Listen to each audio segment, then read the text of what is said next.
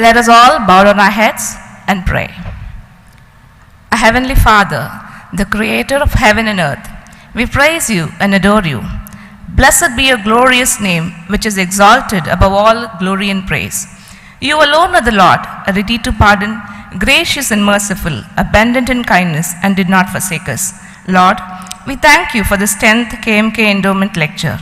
Thank you for guiding us with your mighty presence for the past 9 years. Lord, we submit our students, our principal, guest speaker of the day, and all our staff members into their mighty hands. Bless the guest speaker abundantly, and bless all the efforts of our hands. May your blessings of wisdom and guidance be upon all of us through the sharing and impartation of knowledge and skills by our today's speaker. Enlighten our minds and let this lecture bring success and growth to all of us. And from this place, may they be sent forth continually a stream of men and women who shall serve thee faithfully in thy word. In Jesus' mighty name we pray. Amen.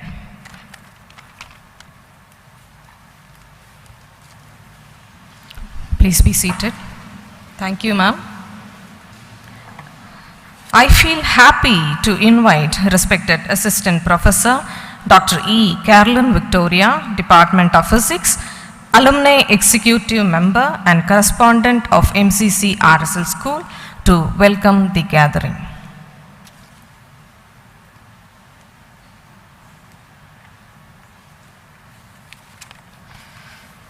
Good morning.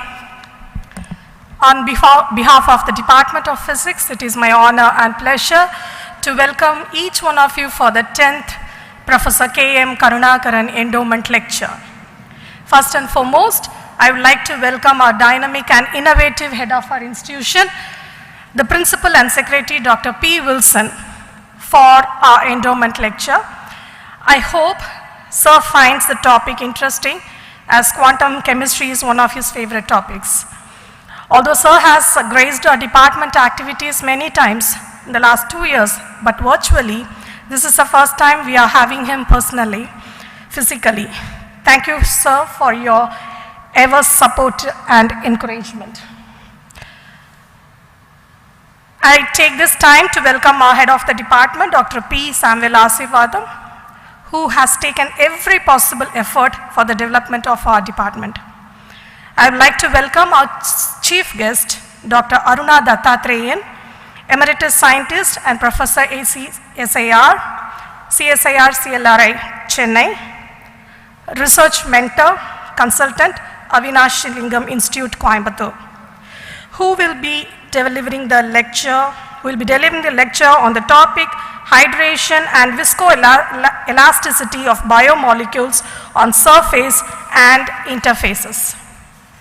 Actually, after finalizing this year's chief guest, somebody inquired about it, who is the chief guest actually. I casually replied, Namma Aruna ma'am. That's the warmth I have now while welcoming you, ma'am. Welcome home, ma'am. Ma'am is our honorable physics alumnus, most cherished student of Professor KMK and classmate of our Professor N. Lakshminarayan. I have seen her as a very charming, with a great, strong personality. The interactions I had with you are ever cherishable moments in my life, ma'am. You will be hearing about her more later, but I wish to welcome you with Puratchikavi Bharati's verse, Endrum Vilanguvir, Endrum Valvir, Endrum Inbam Eiduvir, ma'am. Now, I wish to welcome our Physics Alumni Society President, Dr. N. Lakshminarayan, fondly called as Dr. NLN, Professor Retired, Department of Physics, MCC, whose untiring support as the founding member of Physics Alumni Society has steered the society to greater heights for the benefit of our department and to our college at large. Welcome, sir. I wish to welcome our Physics Alumni Society members, especially Secretary Dr. Sam Paul and other executive members who are watching this program, which is being live streamed. I wish to extend our warm welcome to our special guests of the day, of former head of the department, Dr. S. Philaman Raj. Hope sir will be joining us soon. Sir, welcome, sir. And the former professors, Dr. R. Balakrishnan, who has flown from Bangalore, especially for this occasion. Welcome you, sir. Dr. J.F. Rajashekaran and Dr. M.M. Govind. I could see him. Thank you, sir. And Dr. Ashok, who has been here briefly working along with SPR, sir. I would like to welcome our alumni, without whose help and support this lecture would not be possible. I could see some of my super seniors, seniors and my juniors. I would like to welcome our super seniors, Mr. Venkateshwaran, Mr. Seshatri and Dr. R. Mugham, and my seniors, Mr. Mukundan and Mr. Jailakshmi, and my junior, Ms. Shailaja. I would like to welcome the staff and students of Physics Department and the students and staff of other departments from MCC who are all eagerly waiting for the lecture to begin. Have a nice day. Thank you.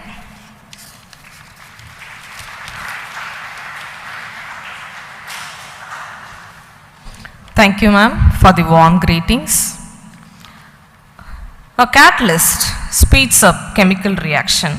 A man who acts as a catalyst for the fast growth and commits hard to place this institution to a greater heights, who's none other than our most respected principal, Dr. P. Wilson. I now invite Dr. P. Wilson, Principal and Secretary of Madras Christian College, to deliver the principal's address.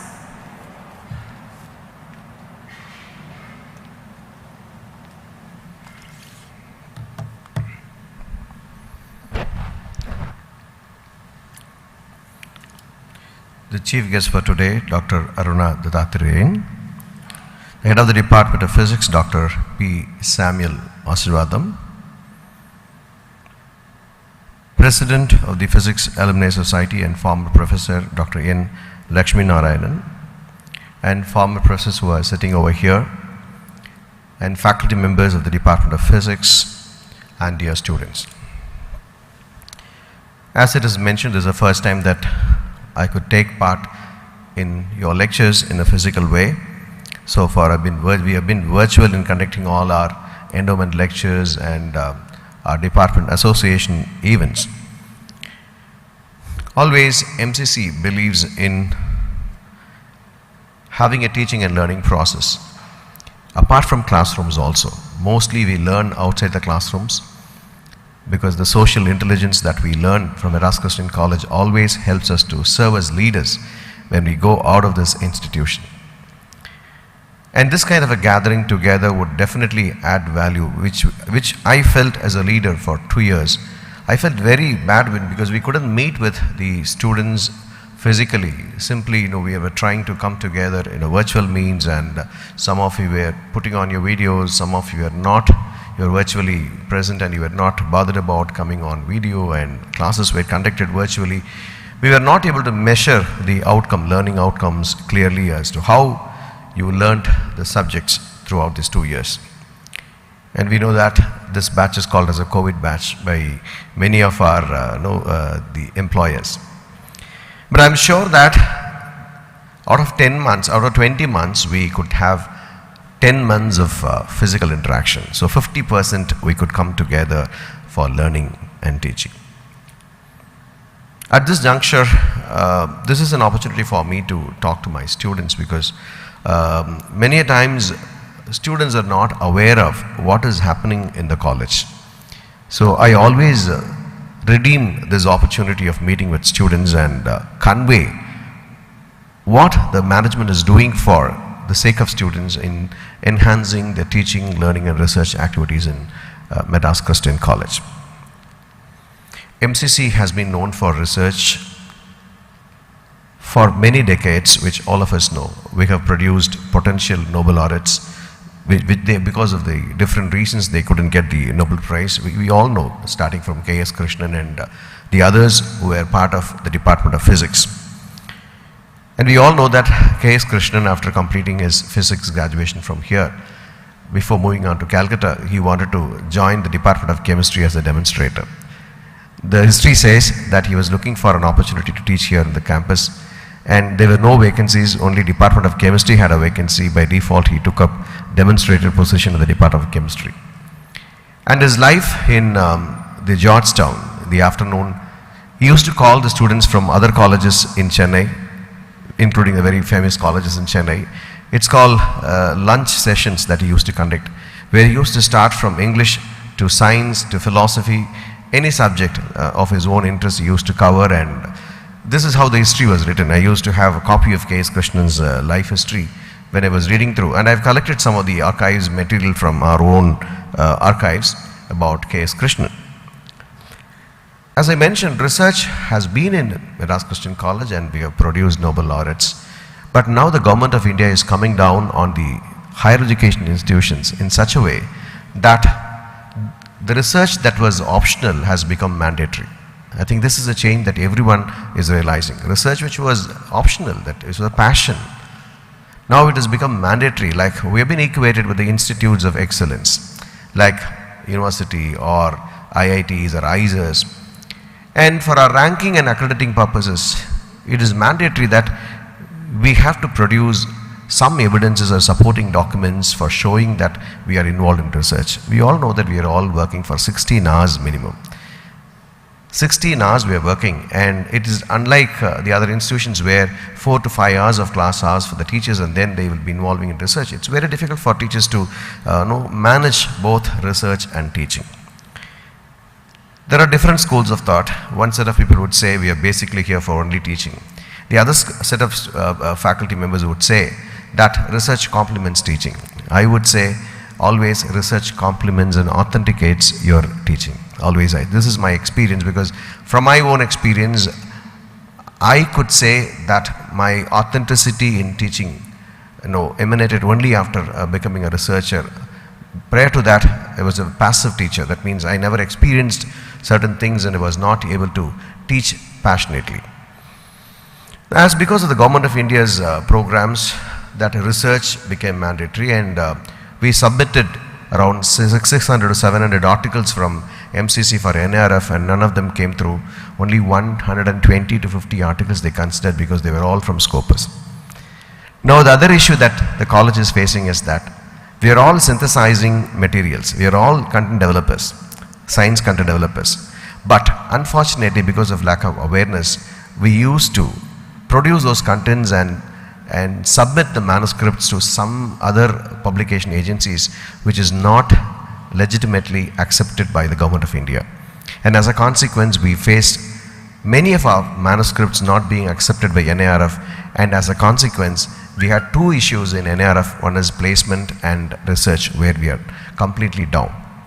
College is making a conscious and strategic efforts in order to bring these two factors up, and placement cell is working on the one hand, the other side, the research dean is also working on the other side to promote. You might ask me, sir, how are you trying to promote the research activities in Madras Christian College, which many of you know that. But I'm here only to consolidate what we have been doing.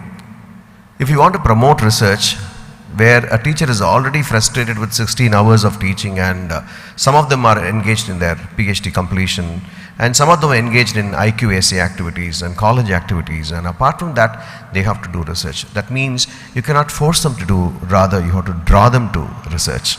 So college has instituted incentivization and awards, creating infrastructure, creating a lot of opportunities. You know that former principal, he initiated from the last year 2019, the Best Researcher Award for the teachers, and we are continuing with that. And now we also have started awarding the faculty members some micro projects. We name it as micro projects because now the minor project is something of the order of few lakhs that we are not able to produce now.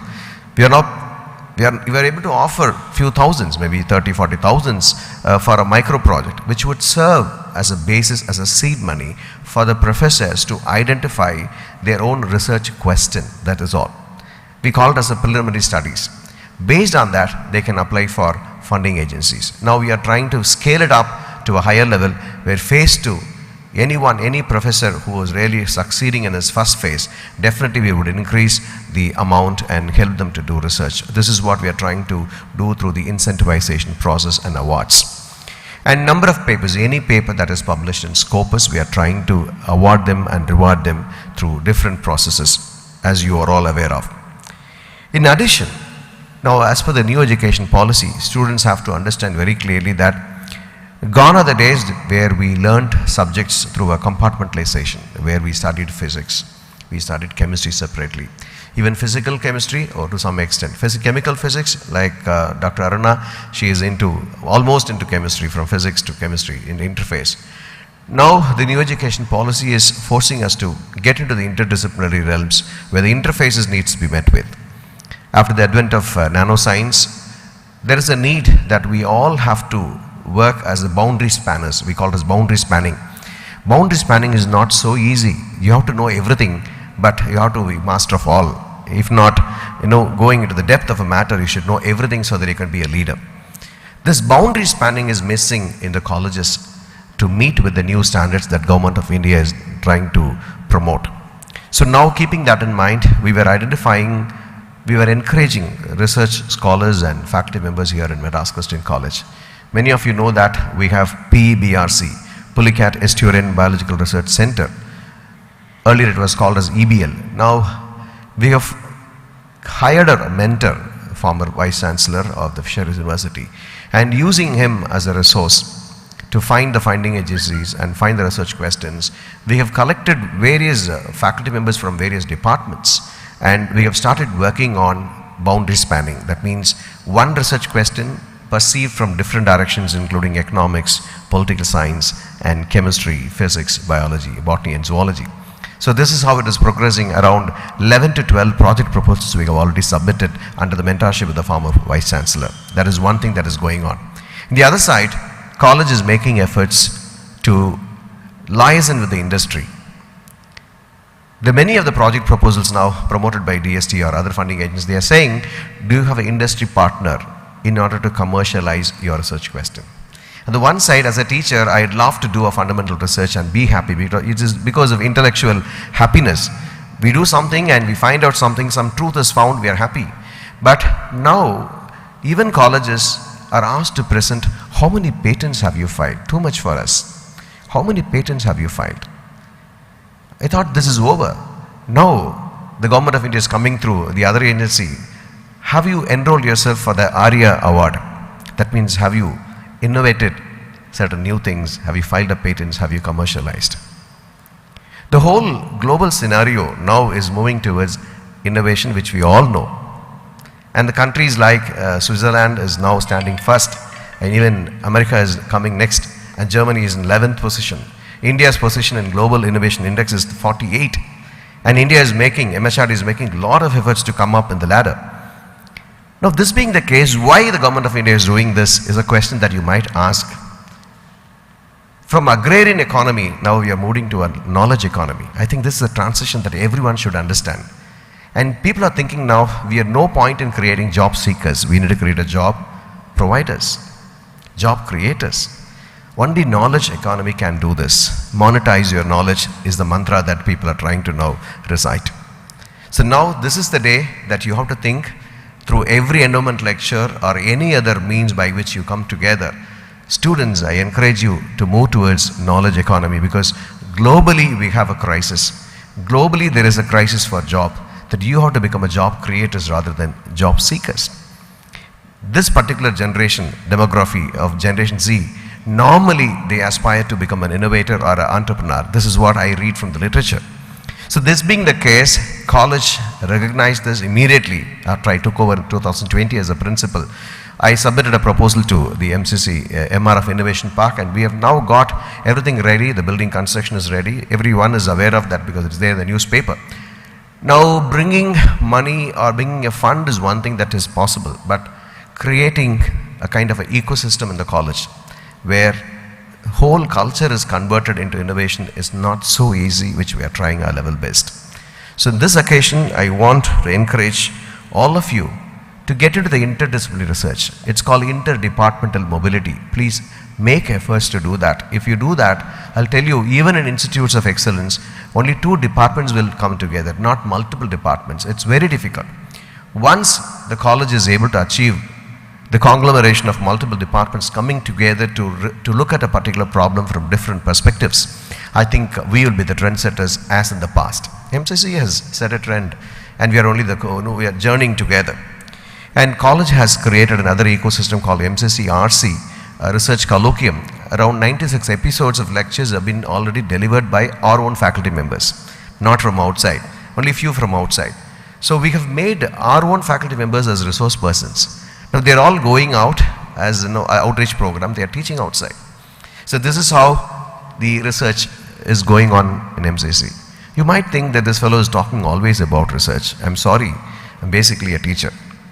College has made every effort to create a Center for Teaching and Learning. We call it as Meston Center for Teaching and Learning. As you are aware, Reverend Dr. Meston he played a vital role with the University of Madras, as well as Reverend Dr. Meston was interested in the policy of education, Indian education. He wrote a booklet on that.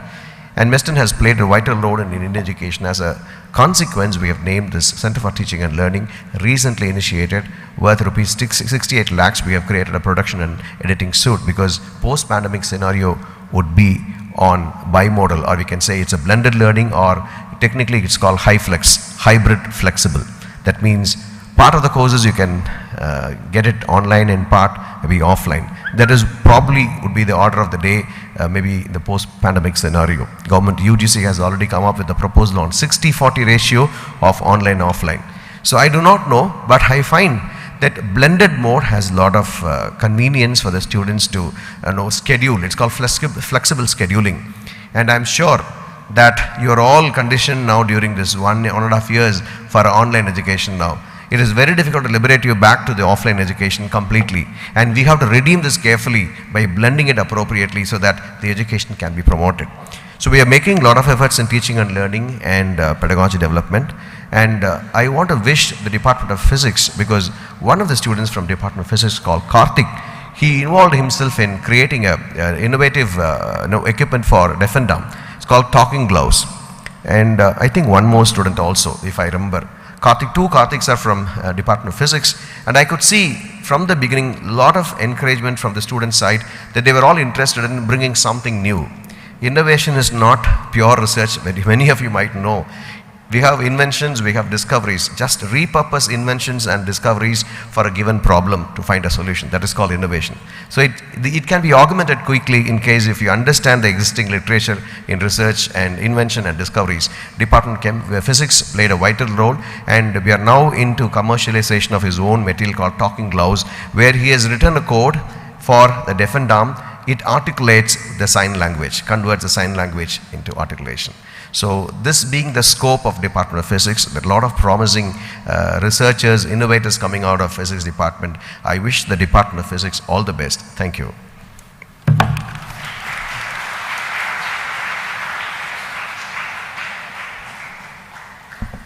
Thank you, sir, for your enriching words and wishes.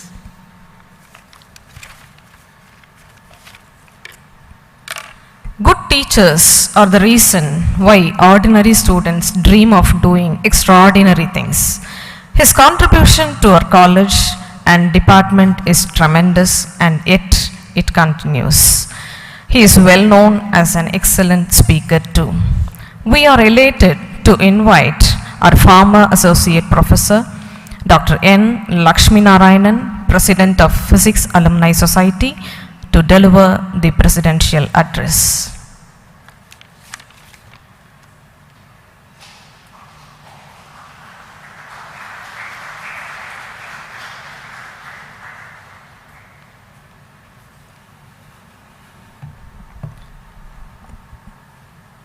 Very good morning. I'm happy to be here, live seeing students, my former professor, Professor Balakrishnan, my erstwhile colleagues. I'm first and foremost, on behalf of the physics alumni, I thank our principal, Dr. Paul Wilson, for gracing this occasion and speaking to us.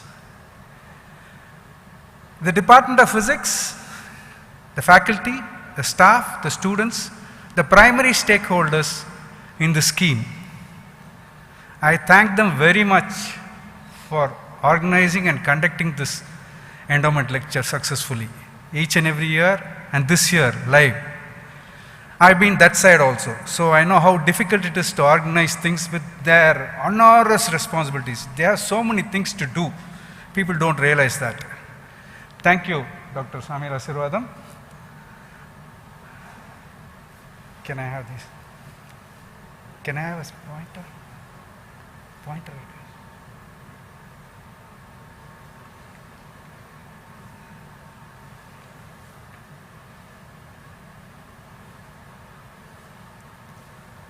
How do I?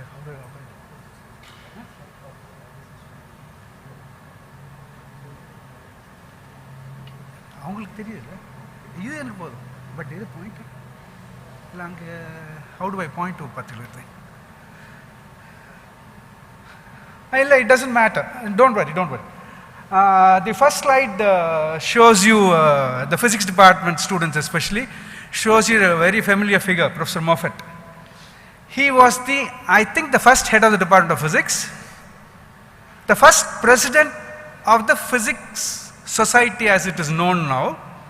It was called the Physics Science Association. This was installed in 1895 or 1893. 96 it was officially 1894.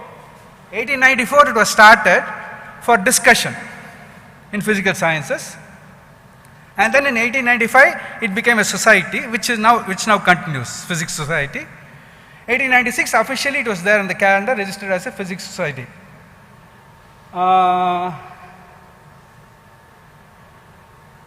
He has done a lot for this department. When he left this department, he bequeathed his entire estate in England, UK, to the department, on the basis of which the Professor Moffat Fund was there. I hope it is still there. It had not been maybe managed well enough, but it is still there to help faculty and students of the department. Then you realize what a long time it has taken. We have had physics alumni coming to the department, occasionally in groups, occasionally as a class, occasionally as individuals, and always liking to come back to the department, and all of them had the feeling that they wanted to contribute something to the department, give back something to the department which made them. So we had this physics alumni meet in 2010. 12 years have gone. So funny, so many years have gone. That was a very warm meeting that was held here in Anderson Hall. Around 300 people came, down 4 or 5 decades staff. Many of us are here. It was such a warm feeling. And those of you who are now studying in the physics department should please realize, you study in MCC itself is a great thing. Industry recognizes it, the outside world recognizes MCCN as something different, individual, unique. Physics alumni are the leaders in that. You have so many people. I think you should start knowing about those people. Professor K.S. Krishnan, as the principal mentioned, he worked as a demonstrator in chemistry department because of Professor Moffat's recommendation. As he said, because there was no vacancy in the physics department. Then Professor Moffat recommended him to take over as the director of the Quartz Observatory. After being there for some time, he went to Calcutta, where he did his PhD under Professor C.V. Raman. And I don't know how many of you know, it is not truly acknowledged or accredited to him. The experiment for Sir C.V. Raman's theory was entirely organized and conducted by Professor K.S. Krishnan. As he said, there are potentially so many physicists from Madras Christian College who should have got the Nobel Prize. That is another story. Then Prime Minister Nehru had a lot of confidence and belief in Professor K.S. Krishnan. He took him, you would see some photos of him with K.S. Krishnan by hand, and he was the person who established the atomic power plant in Bombay and so on and so forth. So you have Raja Ramanna, you have so many physicists from MCC who have done great things. I think all the physics students now should know about these things. And as a consequence of that physics alumni week, we formed this Physics Alumni Society as a platform for the alumni to come back and contribute. Few of our alumni are here. Can we go to the next slide, please?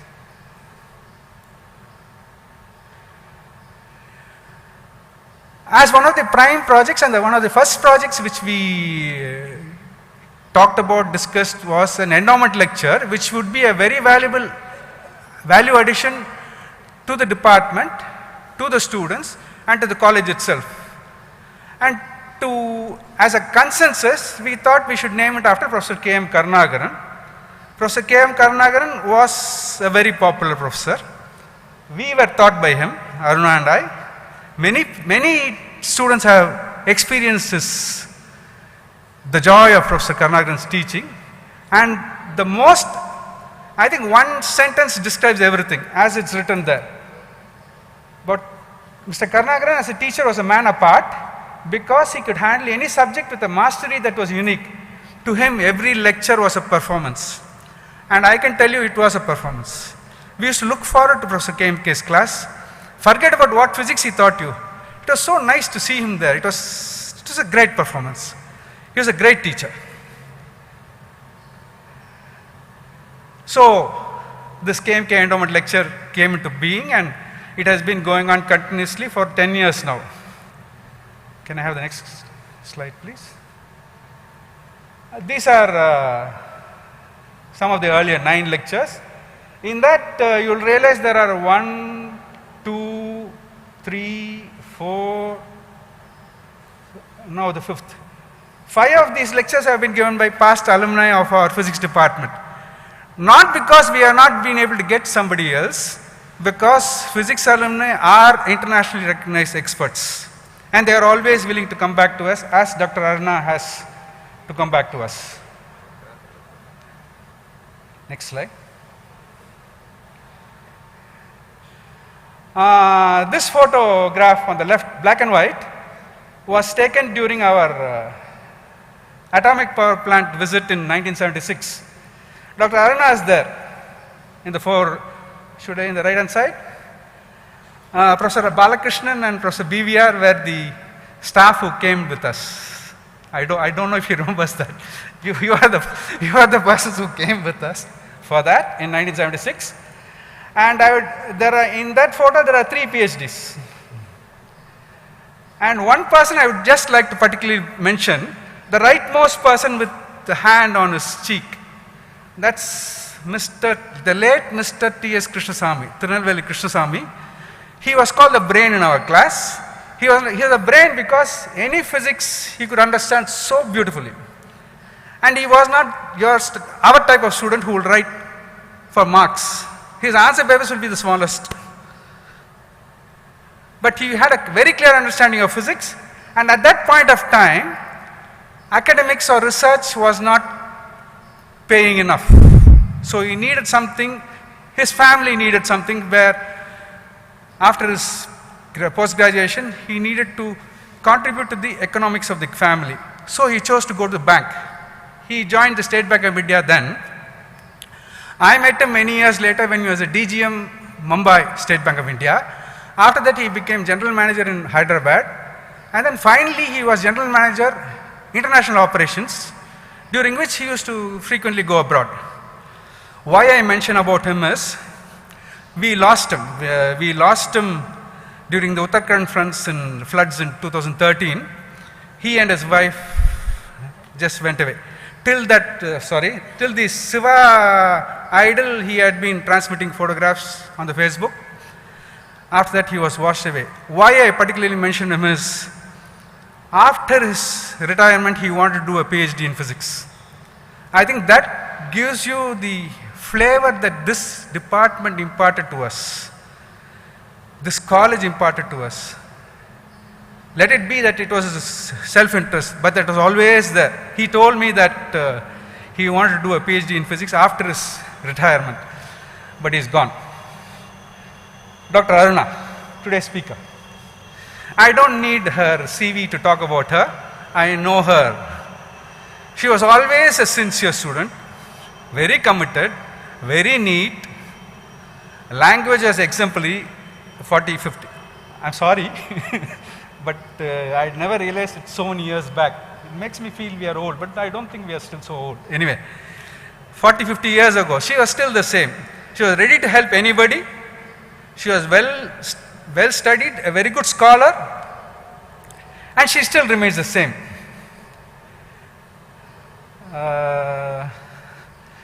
There's only warmth which comes to me when I talk about Aruna. She was always a helpful person, and there is no doubt that she has risen to great heights. I think she should rise to greater heights. She was a very good teacher then itself. She worked in the department for 1 year. For 1 year she was there. And it is so appropriate that she comes for the 10th lecture. She was one of Professor KMK's favorite students. She was, I think, a favorite of any of the professors here because of her commitment as a student. Professor KMK's favorite student. She is here with us. I wish her all the best. My respects to Professor Balakrishnan, my erstwhile colleagues, Dr. J. F. Rajsekharan, Professor Philomen Raj, and all of you. Thank you.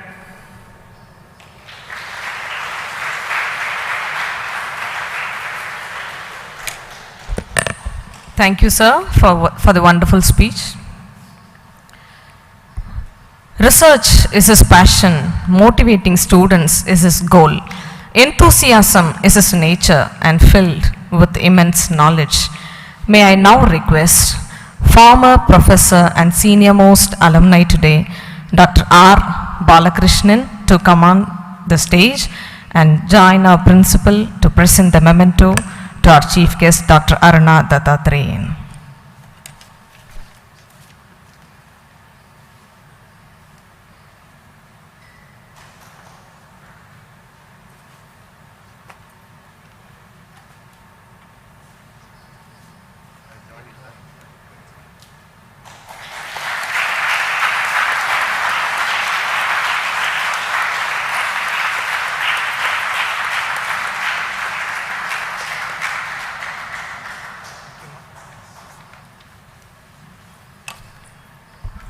Thank you, sirs. The Department of Physics, Madras Christian College, is highly fortunate to have Dr. P. Samuel Asirvadam, our head of the department, who leads, inspires, encourages, creates an amazing environment, and stands out as a good support for the fruitful outcome of this department. May I now request our beloved head of the department, Dr. P. Samuel Asirvadam, to introduce the speaker for the day.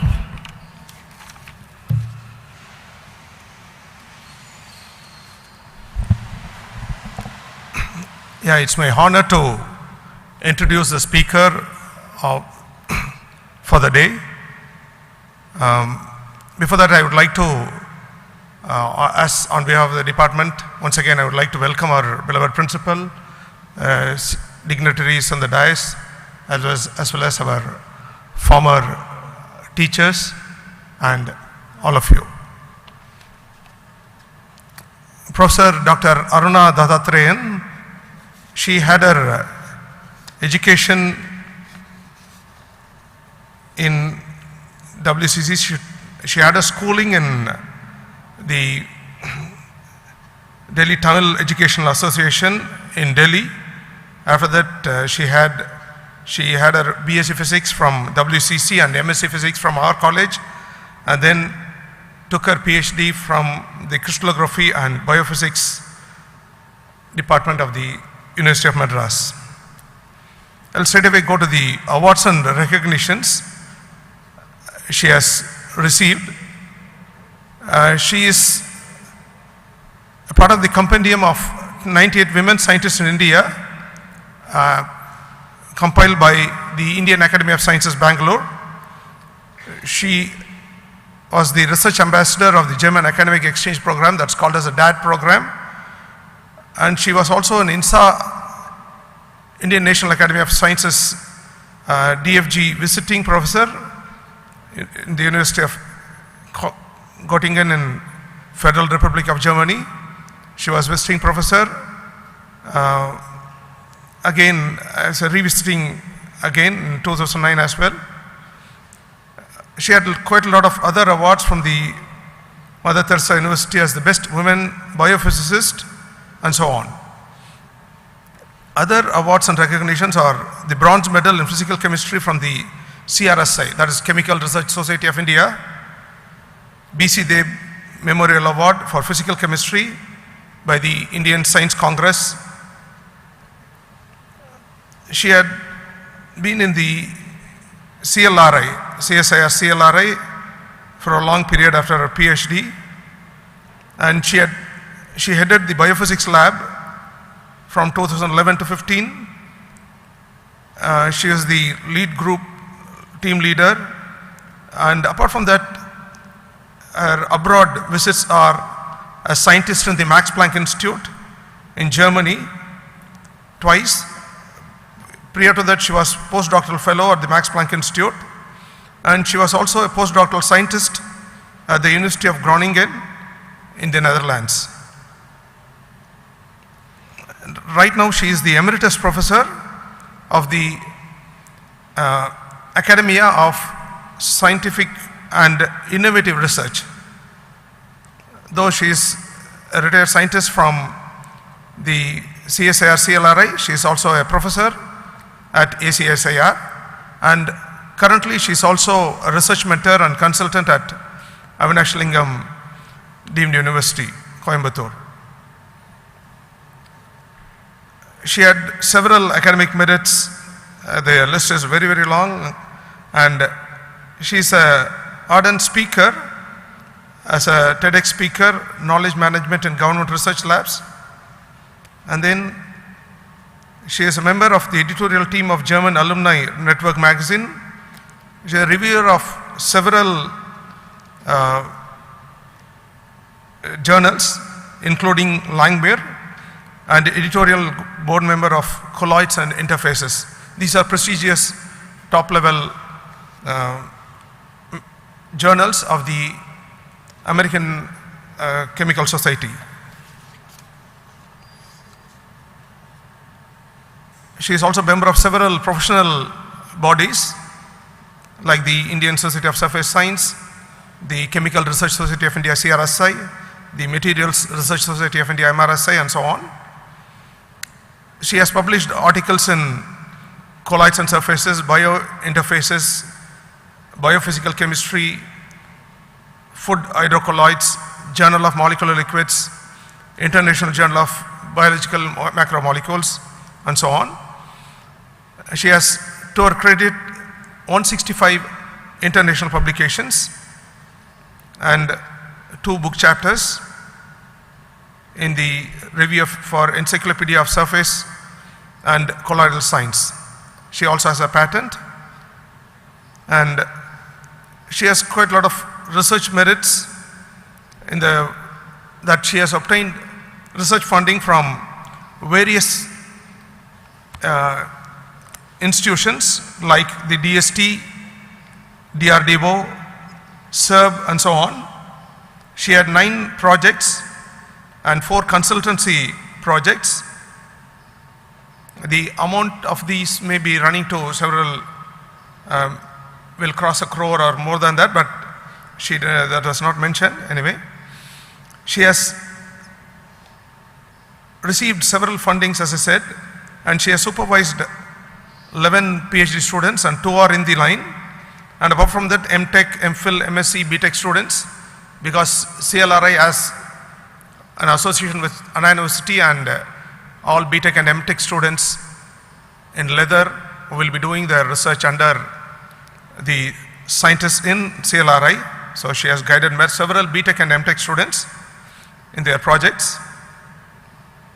Apart from that, she has involved in several projects in popularizing science, and also a lot of social activities directly. It's not like asking other people to go. She had been volunteer scribe for visually challenged students of the University of Madras, volunteer teacher for the student girls by teaching mathematics for economically vulnerable sections, and so on. So she was socially so active to, in the case of bringing up women students especially. She has quite good linguistic skills. She can actually speak in Hindi, English, German, and as well she can speak Italian as well. Her mother tongue is Tamil. I would like to mention that specifically. So, and she has several invited lectures, given 75 invited lectures and 25 popular lectures. So this is just a briefing about her, and I have seen ma'am in the chemical lab when I was doing my PhD under Professor RBK sir, and I was working in the same lab where she was the scientist. So I know how well she was organized and mentoring students for their research. So definitely this lecture is going to be, will be very, very useful for us, especially students and researchers, on how to approach research.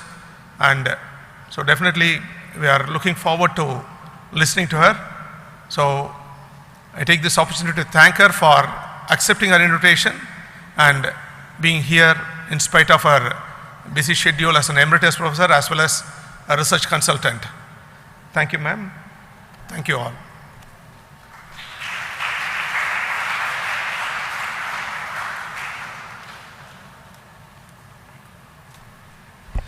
Thank you, sir. We have come to the most awaited moment. On behalf of Department of Physics, I feel very much honored to invite our distinguished speaker, who is having a long-run profile, Dr. Aruna Dattatreyan, Emeritus Scientist and Professor, Research Mentor and Consultant at Avinashya Lingam Institute, to deliver the Endowment Lecture.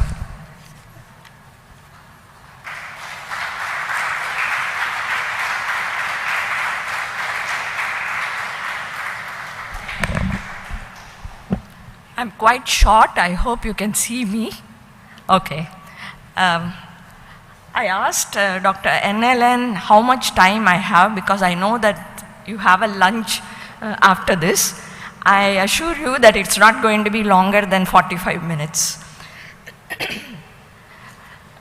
I would first like to thank the principal, Professor Dr. Wilson,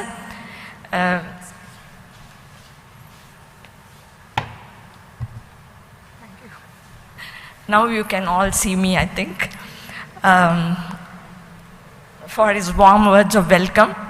I'd like to thank Professor Dr. Sam, the head of the Department of Physics, Professor NLN or N. Lakshmi Narayanan, for giving me this opportunity to deliver this 10th endowment lecture. When I was asked to deliver this lecture by Professor Sam, he was very nice on the phone, very politely he asked me if I was free to deliver this. And he also gave me a hint. He said, I know you have been working in the chemical lab, but you have done a lot of physics. So it will be nice if you can talk about something that our physics students will understand. So I took this hint, and therefore I gave a title which had some keywords from physics. So the viscoelastic part was the keyword that I took. But before I go into my lecture, I want to say a few words about Professor Karunakaran, and also about my teachers who are here, my colleague Dr. Arumugam, and of course Dr. NLN. All these people I am now seeing after many years. So I am actually quite excited about that, and I hope that I will do some justice to the opportunity that's been given to me. Professor Karunakaran was probably my first mentor, in the sense that his classes were so exciting in quantum physics. that it was not just quantum mechanics that he was teaching. He was actually teaching mathematics, he was teaching differential calculus, he was teaching everything. It was all like a capsule that he was giving us every class. That means that even if we had done special functions in mathematical physics earlier, he would again give a talk in such a way that we would revise this in his class. In fact, I remember that he was talking about Legendre polynomial, which we had studied some months earlier. But when he started talking about it in the context of quantum mechanics, we understood it better in terms of the application. He was a man who was all-encompassing in terms of his knowledge. And I must say that I am standing here in front of you mainly due to his motivation, because till I reached MSc, I don't think I had great ideas about doing research. I just wanted, in those days, women did a B.Ed, went to teach physics in a school. So my idea was that I would also do it. But after I started taking his classes, I got motivated and I said, okay, maybe I can do research. So I'm very grateful that he was my first mentor. After that, of course, I've had several mentors. I must mention that I worked with Professor Hans Kuhn in the Max Planck Institute, who was the last PhD student of Linus Pauling, and therefore the kind of training I got from him was purely in physical chemistry. So I had shifted from physics to biophysics, and then I went to him, I started doing physical chemistry, and the next project he put me on was sensory physiology. So I had to learn a lot more biology, and at some point I came back and started doing my biophysical chemistry, as it was called. So whatever Professor Wilson was mentioning in terms of interdisciplinary research, multidisciplinary, all these things we started a while ago in Max Planck Institute. Okay, now I will start with my lecture. May I have the first slide?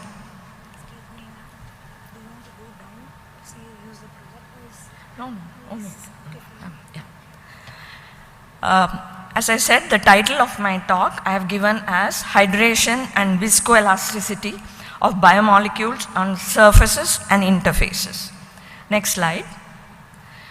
I've just given here an outline of the lecture because for many of you the words biomolecules might make you think it's a lot about biology, but I'm just going to only briefly mention what is biological in these systems.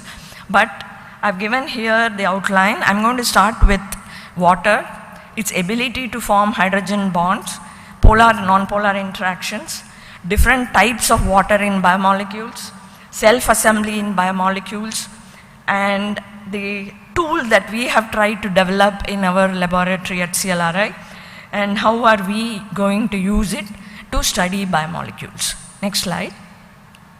Okay, so this kind of gives a scheme of what we have been attempting to do.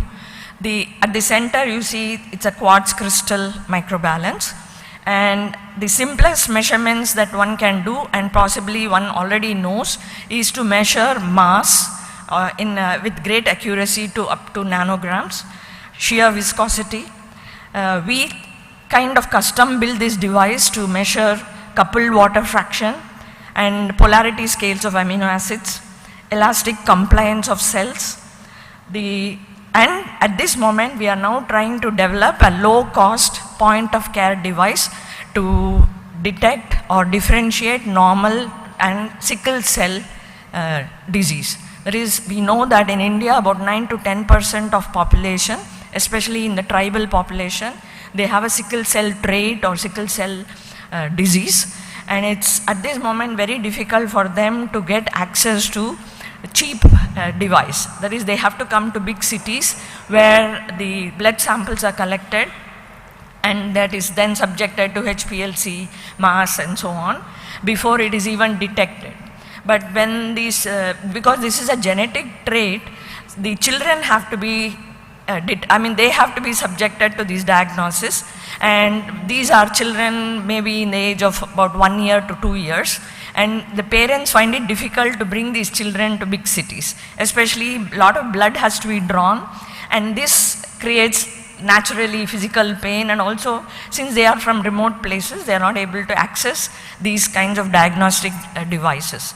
So we are now trying to see if we can do a point of care low cost device using the technique that we have developed. Next slide. So water, we all know it's a universal solvent, and the property of water is basically from the dipole moment it has, and this dipole moment makes it quite attractive as a universal solvent, as well as when we try to dissolve a number of salts in it. So these salts dissociate and form bonds with the water. Yeah. So I don't have to stand here. Okay, fine. Next slide. Okay, and we also know that the hydrogen bond, the ability of water to form hydrogen bond, is because there is this positive part of the water molecule which can actually attract negative parts of the neighboring molecules, and this thereby introduces hydrogen bond network in water, and water is therefore always found as networked system. So this network exists in liquid, in ice also, and this particularly leads to important or interesting properties of water like cohesion, adhesion, surface tension, and capillary action. I always like to put this picture of basilisk lizard, or it's also called as Jesus Christ lizard, because it uses surface tension to walk on water. So I believe this is usually found in South America, in Brazil and other places, and these lizards are called by the local people as Jesus Christ lizard because they walk on water and they purely use surface tension to do this act. Next slide. Now in the context of biomolecules, water has much more significance than we normally understand. And why? Because the stability, structure and the dynamics of these molecules are totally dependent on not just the water, but the amount of water, where it is located and how much of it is dynamic. And it also participates very actively in molecular recognition. For example, we have a protein called cytochrome C, which is actually an electron transport protein. That is, its function is only to transport an electron from outside. It comes to the vicinity of the cell, looks for sites on the cell, delivers the electron and then goes back. So it's like a shuttle bus, but it needs recognition, and this recognition is through the water sitting on the surface of a cell. Water also mediates interactions between enzyme and a substrate. For example, binding mechanisms are decided by the water molecules. But generally, if you talk to a biologist, he or she will tell you that there are at least 3 types of water in the context of a biomolecule. And what are they? One is called structural or unfreezable water. So even if you were to go below 0, when it is bound to a biomolecule, it doesn't form ice. Then there is the free water or the bulk water, and there is something called hydrodynamically coupled water. That means this water keeps hopping between the free water and the surface of the biomolecule. So it has a lot of dynamics. Next slide. This is something that everybody knows, but since I want to talk about self-assembly, I am using this cartoon or sketch. The top one, it shows you what's number of water molecules which have clustered, and they are all getting bound together through the hydrogen bonded network. Suppose if I were to introduce a drop of oil into this water. We don't need rocket science to understand that water and oil will not mix, because one is polar and the other is non-polar. So when I mix oil with water and you shake it, after some time you will see an interface is formed. So you see that water gets separated, the oil gets separated, and this is because, as I said, it's a non-polar system which cannot interact with water. Next slide. But suppose I take this water molecule and I introduce a charged group at the end of this the oil molecule. Then when I try to introduce such a molecule with water, because there is a charge group at the end of that oil, this charge group now can interact with water, and therefore I now start to see less of an interface. And if I continue to shake this binary system and leave it, at some point I will find that this oil-like structure forming a thin layer on the top of water. So this was actually found by Benjamin Franklin in 1870 or so when he was in UK, and he was taking a walk, and he found a big pond somewhere, and this pond was disturbed on the surface due to winds. So for some peculiar reason, he dropped a teaspoon of oil on the top of this pond, and he found that he could damp the waves. And it was Lord Rutherford who came back and showed that this oil film was actually 1 molecule thick, and therefore it was called as monomolecular film. So the kind of assembly that you see here is what is known as self-assembly, and this self-assembly happens because of the polar-nonpolar balances. Next slide. Now that we know that we can self-assemble, we can also make very organized layers of these films, and you can kind of push them physically. That is, if you apply a pressure, you can physically push them, and these films can therefore be put on a solid surface, or if you want, you can do other experiments with such films. Next slide. Now, why are we interested in self-assembly in biology, especially in cell membranes? The cell wall is made of bilayers. There is 2 layers of these oil-like structures, or which are known as lipid-like structures, and these bilayers are like the gates. So they allow molecules into the cell or from inside of the cell outside, and they also allow molecules to sit on top of the cell. So if you want to study a cell, you will have to understand what this cell membrane is doing, and to understand the cell membrane, you have to have a model in the lab. So that is why we are interested in making bilayer systems using this self-assembly. Next slide. However, when I said water is defined differently for biomolecules, there is always in science, you start with simple model, but you realize that there are more and more complications. And these are because the water that is associated with biology or biological systems is having a whole range of time scales. So it can start from something like 0.1 picosecond and go up to few microseconds. That means if I want to study completely the water associated with the biomolecule, it is not enough to have one experimental technique. I will have to use several experimental techniques to look at all these time scales. And this is the reason why even today you will see every year about 500 papers are appearing in the literature on water associated with the biomolecule. Because every time somebody puts up a model, someone else comes along and says that this is not the right time scale for this system. So someone else improves this and so on. So we end up with many publications. Next slide.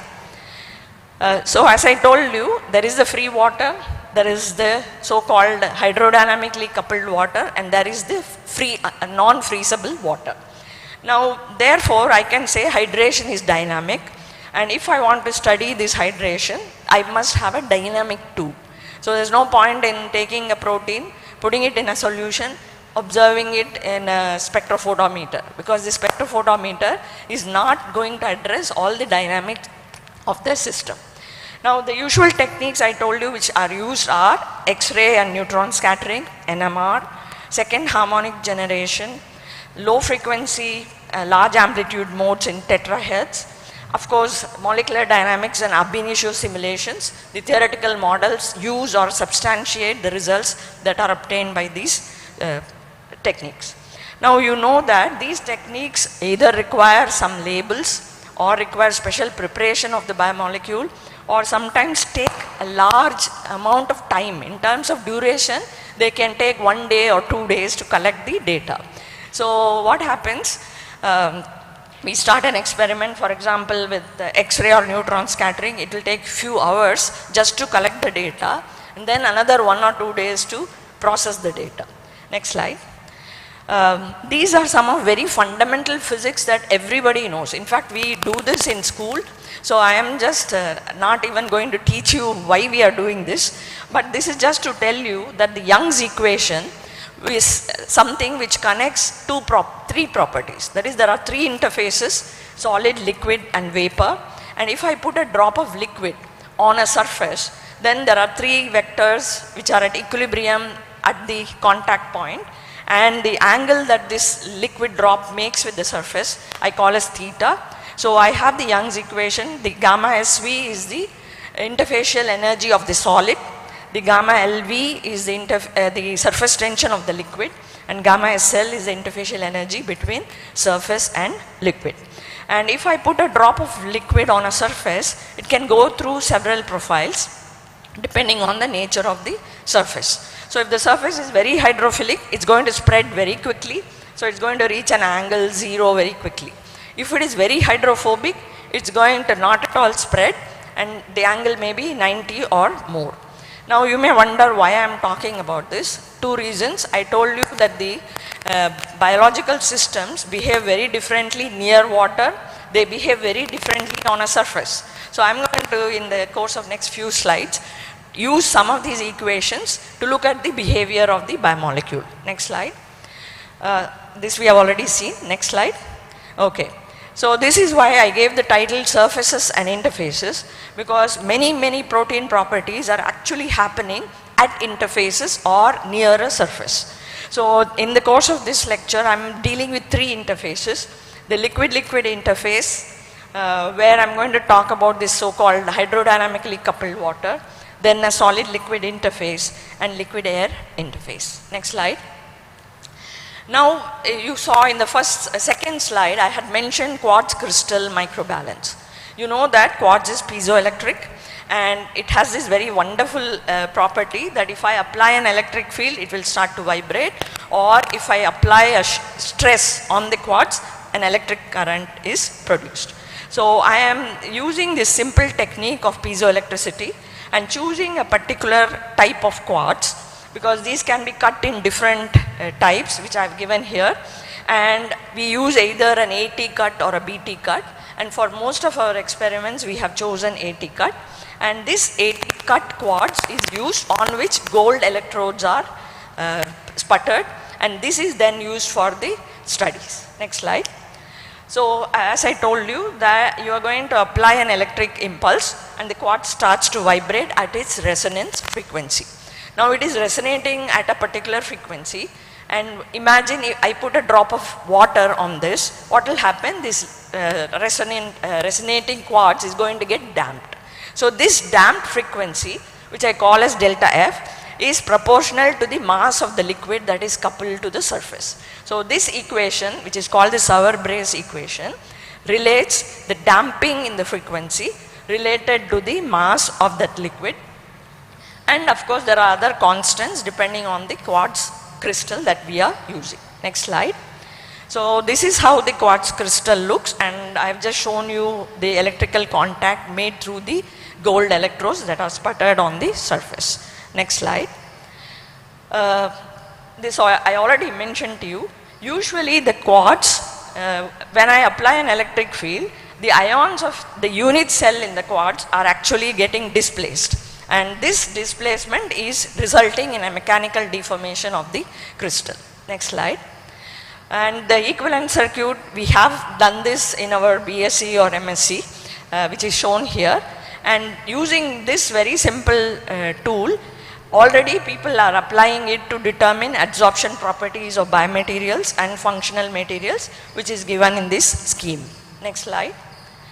Some more where the biologists are interested in immobilizing their enzymes, trying to look at interactions on different surfaces, hydrophilic versus hydrophobic surface, and so on. Next slide. The Sauer-Bray equation is the simplest equation that relates the frequency, damped frequency, to the mass. However, what does it assume? It assumes that the film or the liquid that is sitting on the surface, the thickness is less than that of the quartz. It also assumes that the inertial load is uniform on the surface, it is quite rigid and coupled to the surface, and finally there is no other dissipation processes that are happening, and the crystal oscillation is taking place only in air or sometimes in vacuum. Next slide. So if I were to look at the sensitivity of this quartz, I notice that only at the center it is highly sensitive.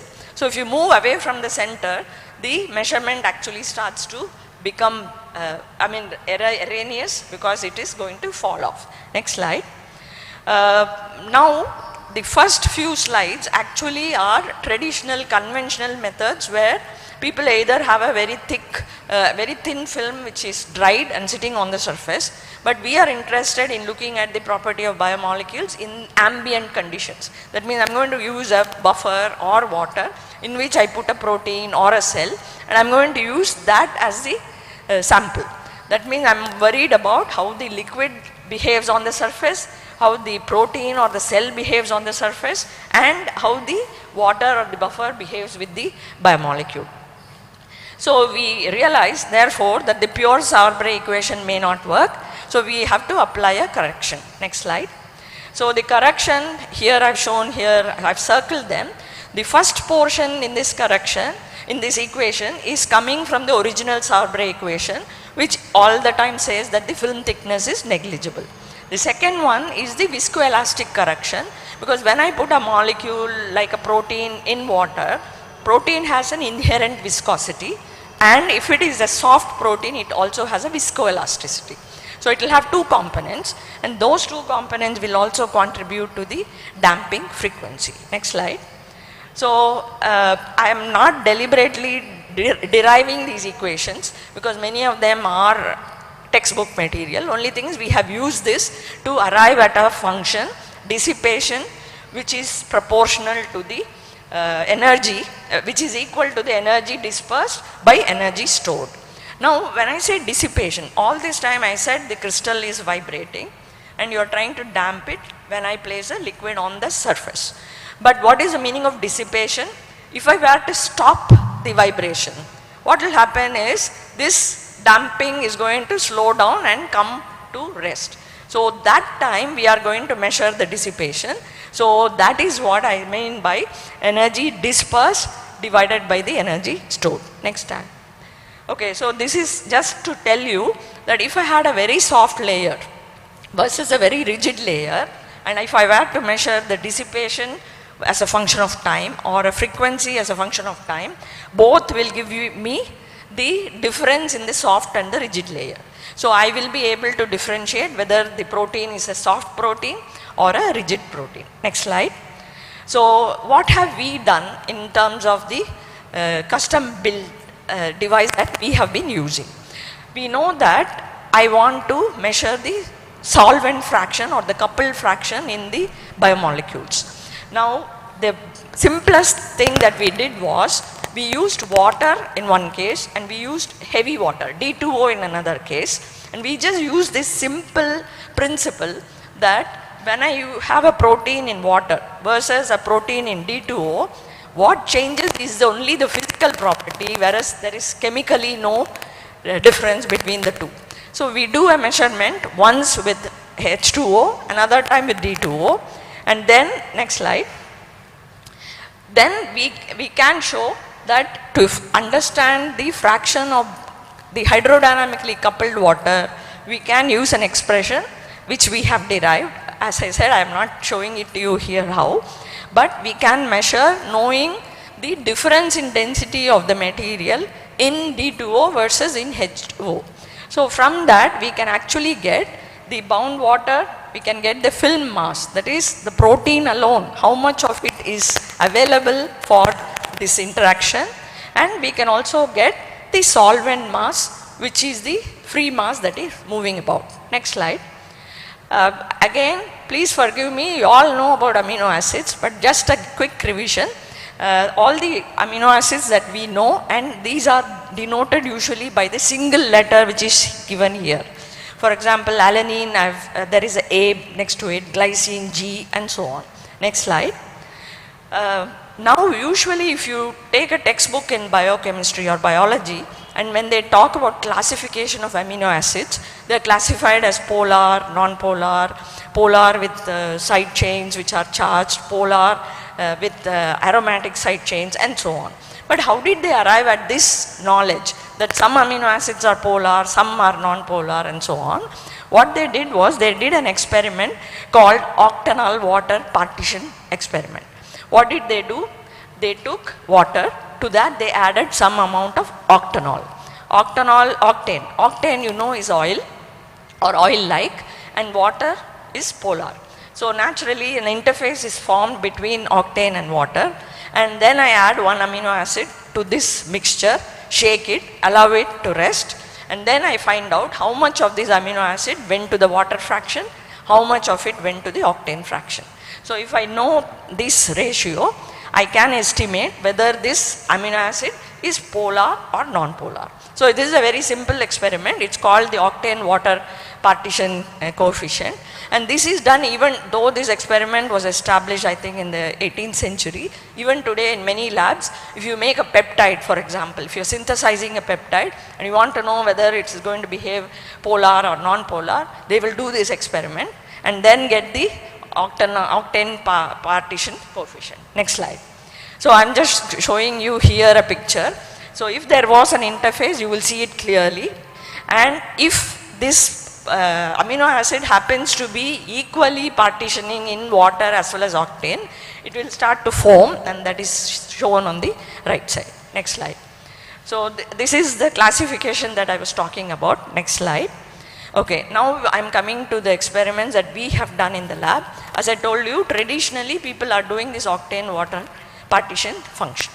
But we thought that if the coupled water fraction is going to be a measure of the overall property of the amino acid, it should reflect a scale similar to this. So we conducted this experiment of different amino acids in water and D2O, measured the delta F, applied these equations, and we found that there is a scale which I have given right at the bottom. SF is the solvent fraction, and the x-axis shows the single letter for all the amino acids that we have used. So in increasing solvent fraction, you see the curve, and there are three regions which I just call here as zone 1, zone 2 and zone 3. I've also given on top three other plots. One is called the work of adhesion, which remember in the Young's equation I've already put there. One can measure how much of the amino acid gets adsorbed to a surface. So that gives us a measure of the work of adhesion. I can talk about the surface energy after the amino acid sits on the surface, and of course the so-called octanol water partition function. So the top one was the traditional measurement, the other three come from our measurements.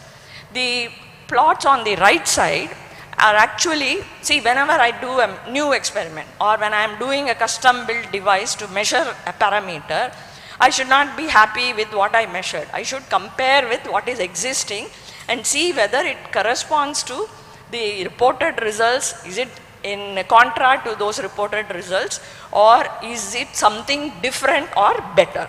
So what we did, there is a scale called Guy's scale. This guy has done a lot of theoretical calculations on the amino acids. There is a scale of the Eisenberg scale. All these are established scales in the textbook. So we took that, we compared it with our scale, and we just tried to find out whether the correlation between these scales are good or bad. So if it is good, it will match with the reported results. If it is bad, of course it's going to deviate very much.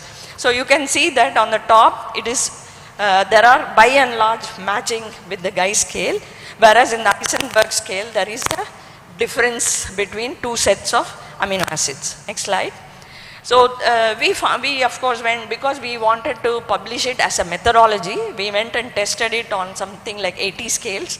We looked at the correlation coefficient, applied a lot of statistics, which I am not going to tell here, but we found out that this scale is about 90% matching with most of the reported scales in the textbook.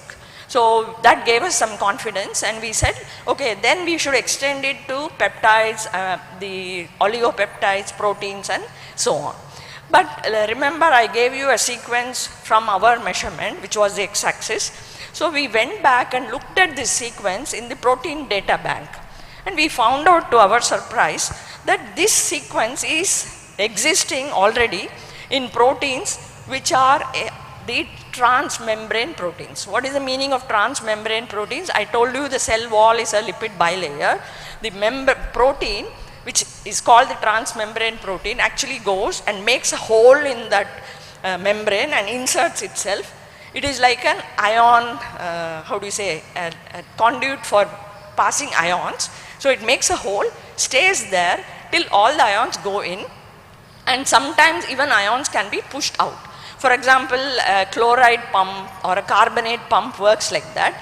And this kind of membrane insertion protein is very, very important, because these are the ones which are regulating our electrolyte balances or imbalances. So to our surprise, we found that this is matching exactly such a transmembrane protein. Next slide. Now this gave us some confidence, and we said, okay, let us look at myoglobin, which is a small protein compared to many other large proteins. So we took this protein. This is an alpha helical globular protein. It's a single polypeptide chain. Its molecular weight is 17,500. And in our human body, it appears only when we get hurt. That is, normally it is hemoglobin which is carrying oxygen in our body. But suppose I hurt myself, at that point the muscle starts to release the myoglobin, and that that myoglobin then carries oxygen to cure the wound or heal the wound. So till then your myoglobin in your body is very less. And of course when we do it in the lab, we take horse heart myoglobin, because any animal which runs, which swims, all these will have to pump a lot of blood to their heart. Therefore the heart contains a large amount of myoglobin. So we use in the lab horse heart myoglobin, but this is one of those wonderful protein which is colored, which is small, which is easy to operate with. Next slide. So this is the structure of the protein, and like hemoglobin, it's red in color, and the red color comes because of this proline rings, tetraproline, and at the center there is an iron. So this iron is the one which is giving the color, and this iron actually takes up the oxygen. So the oxygen forms a bond with the iron, and then it gets transported to the muscle and to the rest of the wounds. Next slide. This is actually a simulation which appeared in the year 2009. This is the so-called hydrated myoglobin. So there is a hydration shell, and you see that minimum of 1911 water molecules were put in this calculation, and some of them actually appear to sit on the surface of the protein. So this is what I told you, that some are very strongly coupled to the protein and some keep moving in and out of the protein. Next slide. Now whenever I study such a protein which is colored, we know that in spectroscopy we have UV visible spectra, which will be the best thing to do in terms of the identifying the chromophore or the color of the compound. So we run an absorption spectra, and the proline ring that I mentioned, the center is iron, that has a typical spectra. The maximum appears around 400 nanometers. Now why are we interested in looking at this spectra? Suppose I alter the water environment around the protein, the center of the protein also will keep changing, because it doesn't like to expose itself without water, which means it is going to get dehydrated and denatured. So nature makes these proteins such a way that they like to make themselves as compact as possible, so that the chromophore or the iron also sits inside. But what we tried to do was, we deliberately perturbed the system by adding, in one case we added an electrolyte or a sucrose, glycerol, urea, we know it denatures the protein, and in every case we try to look at the characteristic of this protein. Now if this heme group, that is the iron group sitting at the center, is going to come out immediately, the protein is no longer a good protein, meaning it is going to get denatured. So how do we find out? In the absorption spectra, I told you the maximum is around 402 to 410. I have listed that here, and in all cases it stood at 409, indicating that this heme group is still intact at the center of the protein and it's not moving out of the pocket. The fluorescence, because it also fluoresces, was measured, and it gave us different intense bands corresponding to the additives. Next slide. Whenever we talk of a protein, we also are interested in the secondary structural changes, which we do usually by a circular dichroic spectroscopy. What is circular dichroism? The difference in the left and right circularly polarized light as a function of wavelength is the circular dichroic spectra. And the helix usually has a certain pattern in this spectra. If it goes to a beta strand or a beta turn, this will change.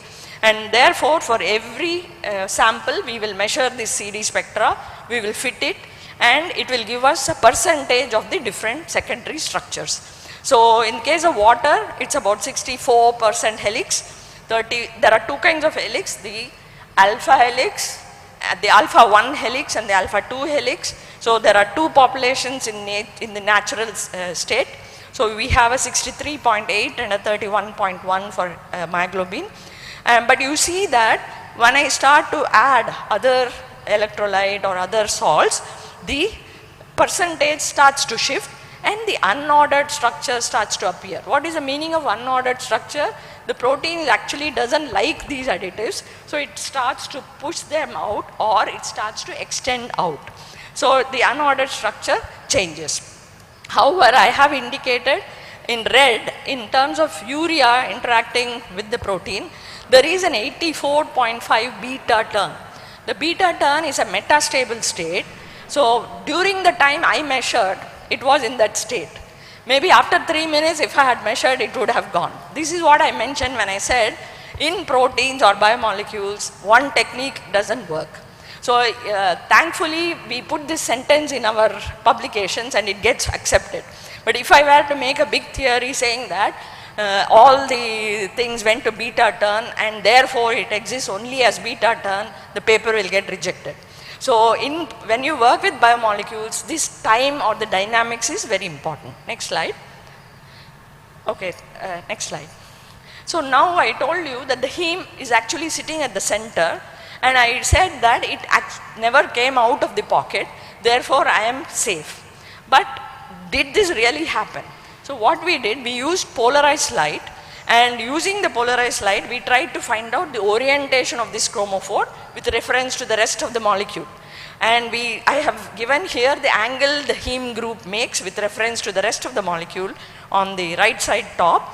And you see that with water, it's about 80 degrees to the rest of the plane. With water and glycerol, you see it went to 70 degrees. And in the case of urea, it actually shifted to 50 degrees. So the changes did not happen because the heme came out of the pocket, but rather it is trying to rotate itself inside the pocket, thereby adjusting the rest of the environment. Next slide.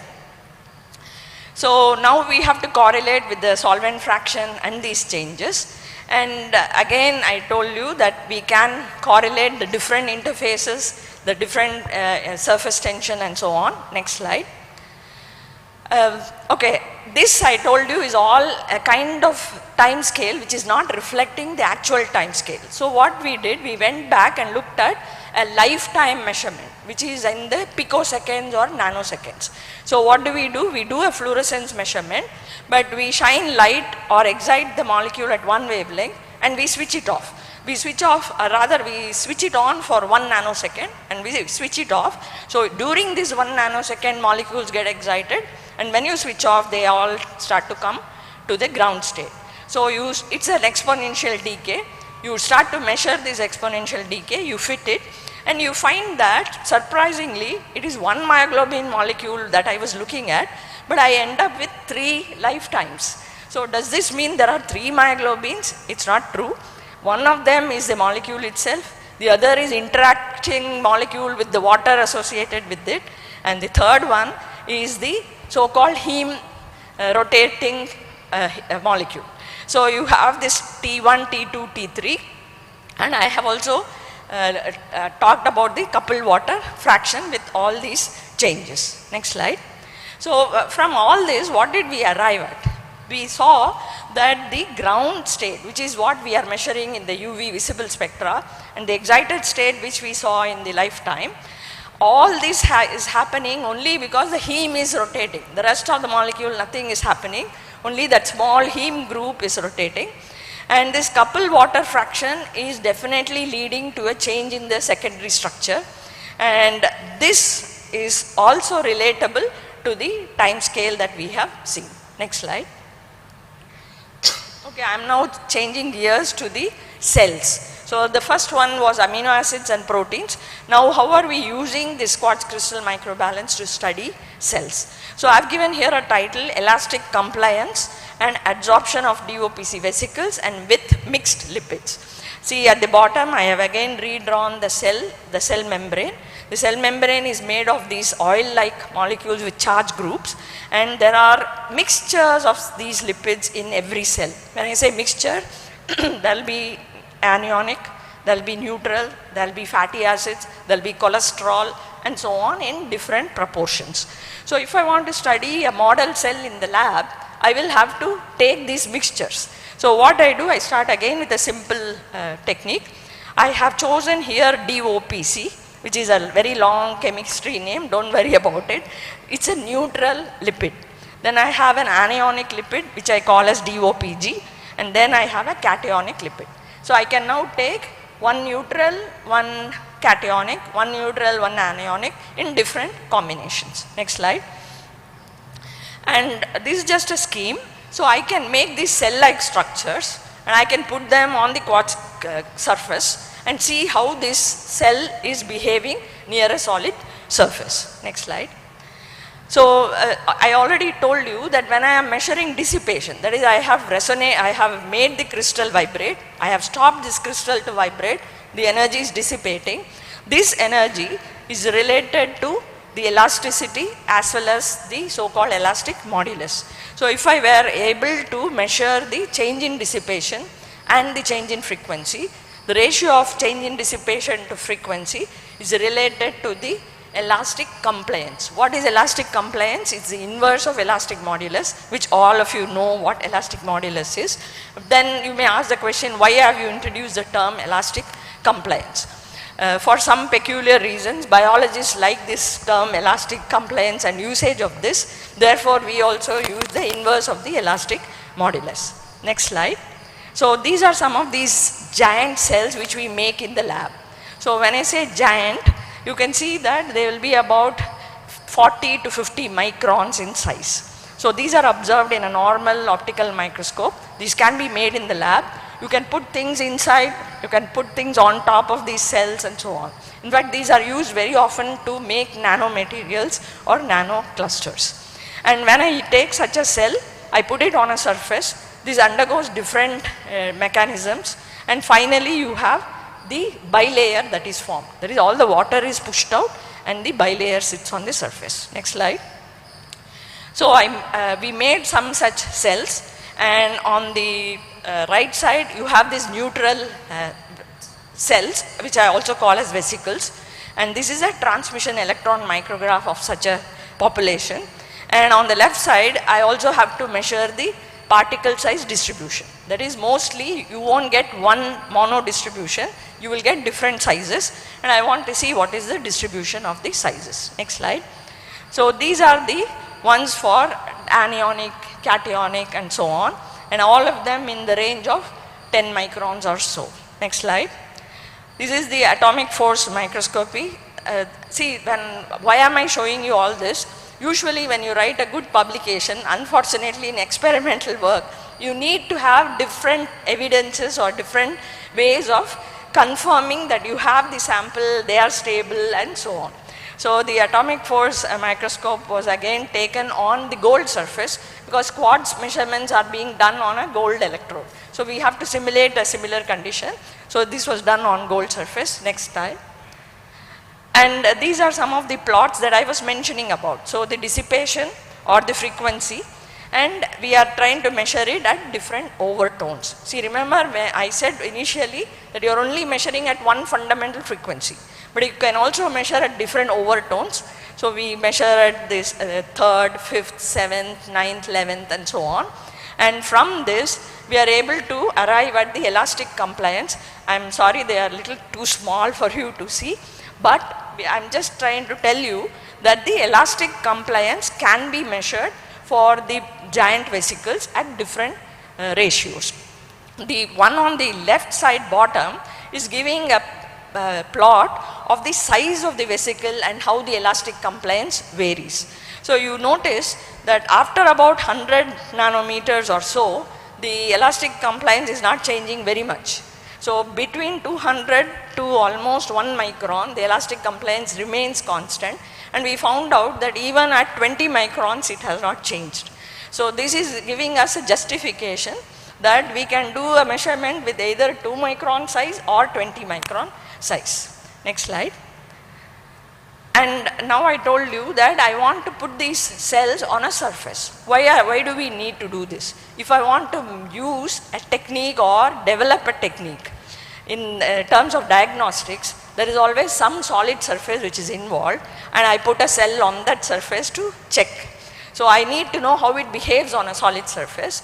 Therefore, I put it on a gold surface here again, and I try to look at 2 parameters. One is the typical so-called work of adhesion, and also the size. So this is all done continuously. That is, we take the video from the output from the microscope, and this is run over a period of about 3 to 4 hours. So till it dries, we do this experiment, and then we look at the changes in the size and shape of the vesicles. Next slide. And because being a physicist, we also like to use some of the physical techniques, and therefore we went to look for the small angle X-ray scattering. Why did we do that? We want to know how much of water is associated, because we keep talking about coupled water. How much of water is associated with the polar group? What is the thickness, actual thickness of this bilayer? And is there any water associated inside these bilayers? Because we know the bilayers are made of long tails which can only undergo van der Waals interaction. So can water go and sit there, and if it sat there, what would be the effect of these cells? So we do these kinds of interactions. Next slide. So again, I don't want to go into the details, but we measure the electron density for these different systems using small angle scattering, and we keep measuring the distances between the polar group and the tails. Next slide. And then we try to correlate the quartz crystal microbalance study, which tells us how much of water got associated with the thickness that we are measuring in the small angle X-ray scattering. Next slide. Now this gave us an idea that we can work with cells ranging from about 2 microns to 20 microns. So we jumped in right into RBCs. So the red blood corpuscles, because these are often used for diagnostics, we said let us see if we can differentiate between the normal and the abnormal cell. So this is work which we have been doing in the last 8 months or so. We are now trying to see normal hemoglobin versus sickle cell. What is sickle cell? It is a genetic trait where one amino acid gets mutated. So most sadly this is a genetic disorder, and these children who get it, in their hemoglobin only one amino acid got replaced, because of which the shape of the cell is no longer normal. It gets bent and it is in the form of a sickle. That's why it's called a sickle cell. And these are children, by the time they diagnose it, it is usually very late, because by the time they get repeated disorders, disease and other organ problems. So now Government of India has a very big program where they say if we can have low cost device, it would help these tribal populations which live in remote areas. So we are now trying to look at this kind of a problem. So whether a normal cell versus a sickle cell RBC can be differentiated. Next slide. So unfortunately, like in every experiment, the normal RBC, see where you take a normal RBC which is spherical in shape. Now I have to distort it to see whether I can see a change. Only then I can go to a disease cell. But the nature has made the RBC so sturdy that it's very difficult to deform it. So we had to first struggle for 4 months trying to find out how to deform it. We found out a way, but then the deformation stays only for 3 or 4 minutes. So we send it through a small nozzle or a capillary, force it. When it comes out, it is deformed. Immediately we try to study the properties. But if you wait 5 or 6 minutes later, it goes back to its original shape. Now we have found out of late that if you add glutaraldehyde or some other chemical, it can be deformed to some extent. But this is not studying the natural RBC in its ambient conditions. So the picture on the left is how the normal RBC would look. We have tried to distort it. These are all some of the optical micrographs. And you see at the bottom, after it got distorted, quickly we have tried to take some pictures. Next slide. But somehow we managed, as I said, we have used glutaraldehyde to deform it, and the percentage of glutaraldehyde changes the extent of the deformation. So on the left side you have the phase contrast microscope of a simple RBC. It gets distorted to different extents, and we are trying to measure the normalized elastic compliance. So we do notice that some kind of change we can study using this technique. But this is not the end of the road. As I said, we have just maybe invested about 6 months. It might take another 1 year or even longer before we get to a device. Next slide. Thank you very much.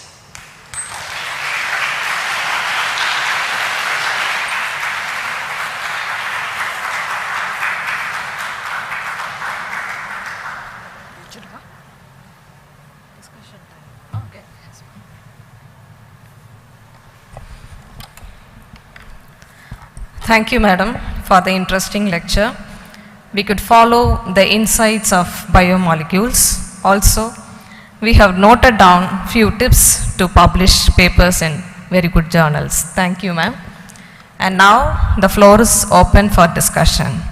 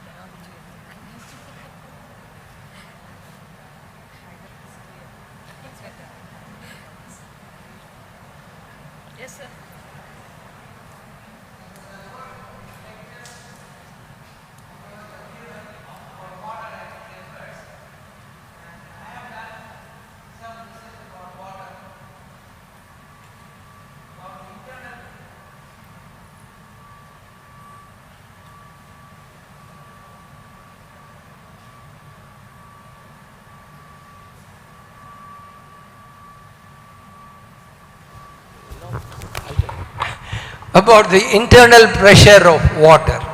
Like gases which have pressure and volume, liquids are supposed to have internal pressure and free volume.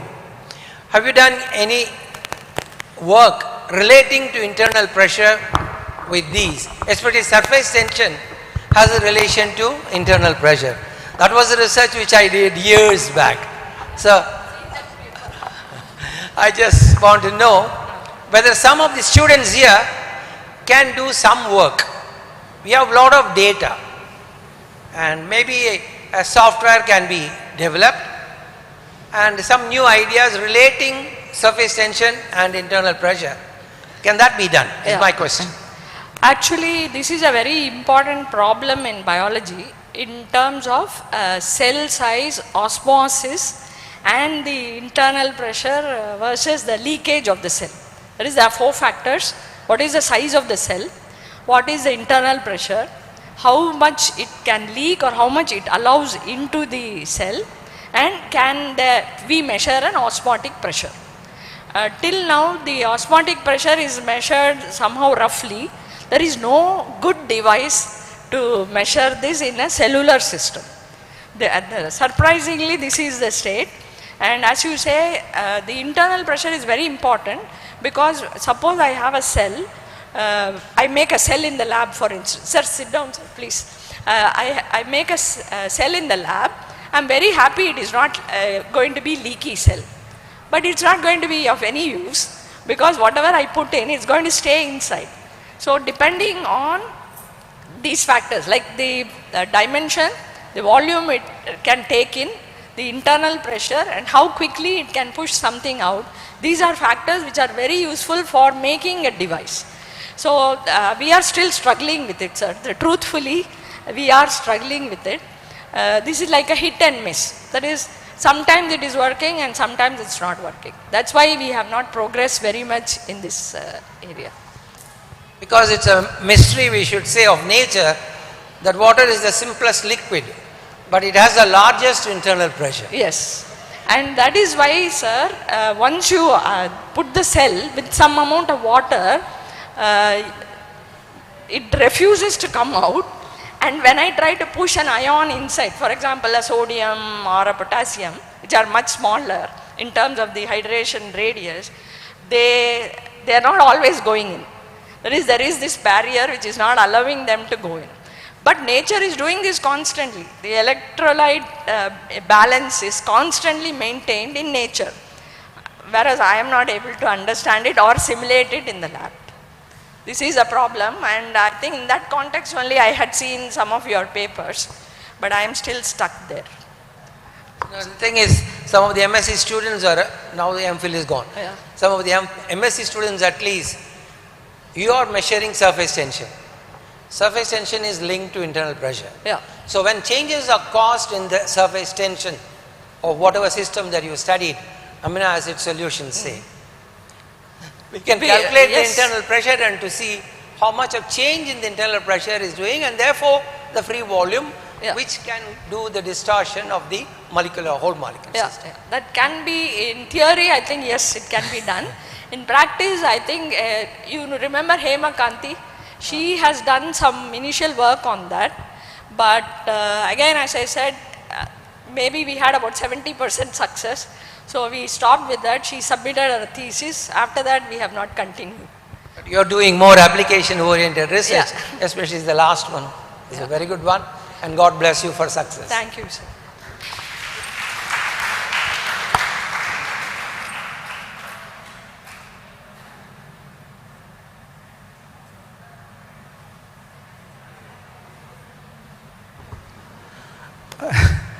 Please excuse me. I might sound insolent, but I am using the liberty of knowing you for so many years. I could see a lot of things, but I don't think I saw a lot as Dr. RBK did, because he is in the same field. It was quite esoteric. For the benefit of the general students here, could you, I think you are developing something. Could you briefly give us a layman's statement of what you are doing and what has been said? Generally, your device something, right? A device. So all this has led to that. So briefly say what it's going to be used for and what is the instrument which you have developed. I'm sorry if I am sounding insolent again. No problem. I think to the biologists, we also sound like this. Because when I say in physics we do this, the biologists say I don't understand. But I have a trick. When I talk to the physicists, I say I am coming from physical chemistry. When I talk to the chemists, I say I am coming from physics.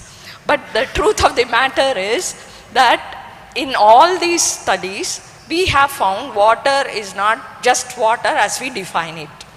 There are different behavior of this water, the so-called unfreezable water, which we see very often, because when you do a thermogram, for example, you take a protein in water, you start to freeze it, it doesn't freeze at 4 degrees or it doesn't freeze at 0, it goes down even below.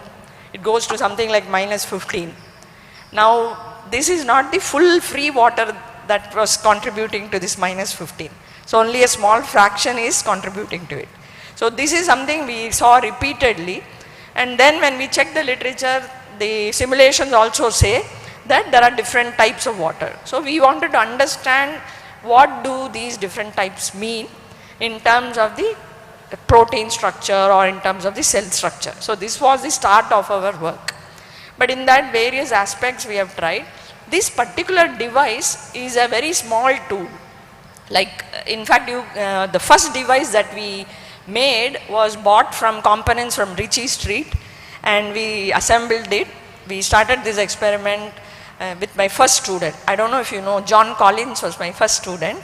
We started this in the year 1993, and for 4 years we struggled because it would keep drifting.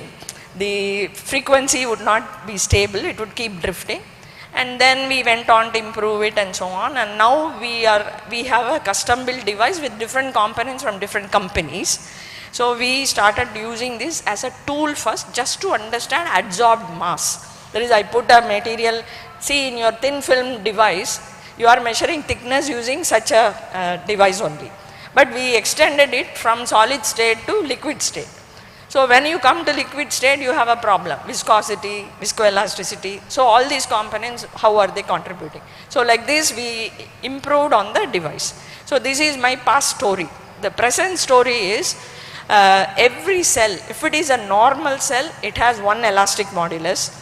If it is an abnormal cell, that is, let's say a cancerous cell or some other disease cell, it has a different elastic modulus. This has been proven by studying across different organisms, even with human beings, cells have been taken and checked. But they used atomic force microscope, sometimes they have used microrheology and so on.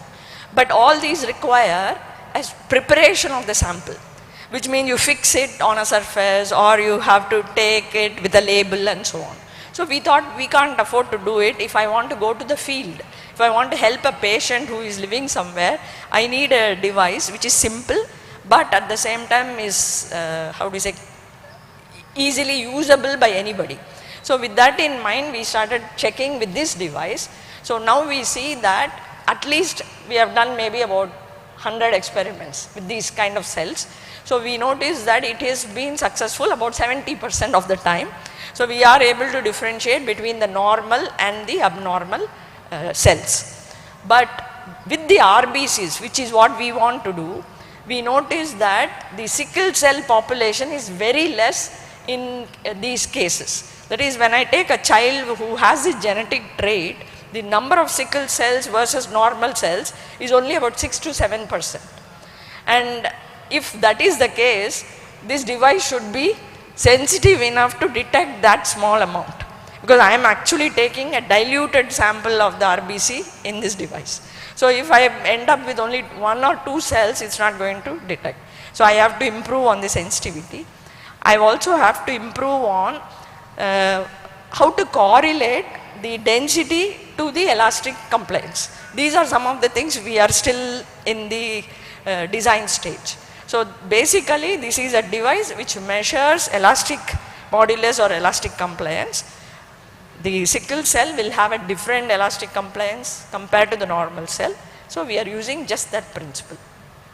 If it works, we hope it works, then the government of India has said that they will take it up and then of course produce it in mass or whatever it is and go for further, real-time diagnosis.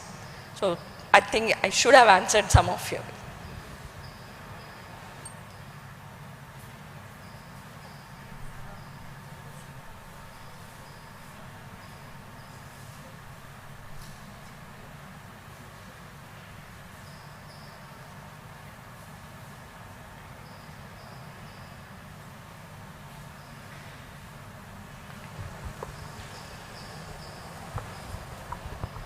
Ma'am, you were talking about heavy water. You studied on heavy water also. In our human body, is there heavy water? I think some point not. Okay. So, which means you extracted heavy water to study that? Okay. And then you studied about also liquid, water and air interface. My basic question is, between water molecule and water molecule, we have got coercive force. And between water molecule and air, we have got adhesive force. Which is larger? Sir, between water it is coercion. Okay. Water to air, this is what surface tension we have. Okay. Usually surface tension is larger than the diffusion. Okay. By some very small fraction, but it is. Which means adhesive force is larger. That's why a cloth will dry in air. Okay. Madam, I could understand your lecture. It was really good. But the only problem was, I couldn't understand how you differentiate. You said normal cells, abnormal cells, there's a change in elasticity. But how is water related? The water, you said water molecules. Is it a collection of more water molecules or less of water molecules that differentiate between normal and abnormal? Actually, the abnormal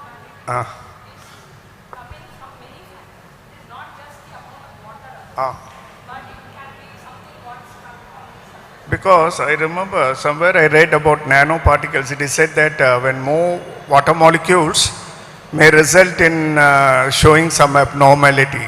Somewhere I read, I don't know. That's why I'm trying to clarify, because I don't know much about it. Water itself is used sometimes as a plasticizer. Okay. That is, in many cases, if you have a little amount of water, it will behave like a plasticizer, and can change the property of a material. But in biomolecule, it has been proven, especially in cells or a cell surface, if let us say you take a normal cell from a normal person versus somebody who is just having a tumor or some growth. This growth came about because of uncontrolled growth of cells. That is, cells have to grow at a particular rate, but this became uncontrolled. Therefore, they started to cluster. This clustering has resulted in a tumor. This cluster actually happened because of the unwanted water which was around it. So there it is behaving like a plasticizer. Okay, thank you. I have to say one basic thing. See, a lot of these experiments are being done under controlled conditions in a beaker or in a test tube in the lab or a few microliters.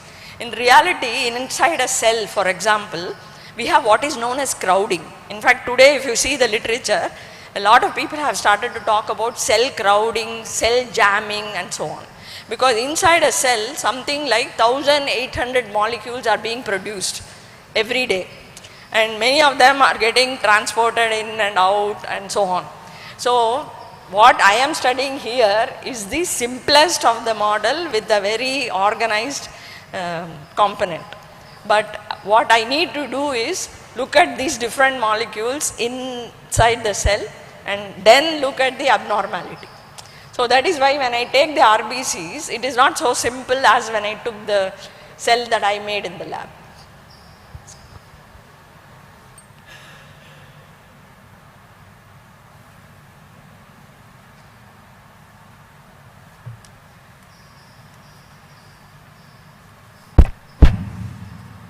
Thank you, ma'am, for clarifying our doubts. Students, if you want to discuss after this after this meeting is over, you can discuss it in the department too. Thank you, students. May I now request our respected faculty, Dr. P. Subhashini, Assistant Professor, Physics Society Staff Advisor, to deliver the vote of thanks.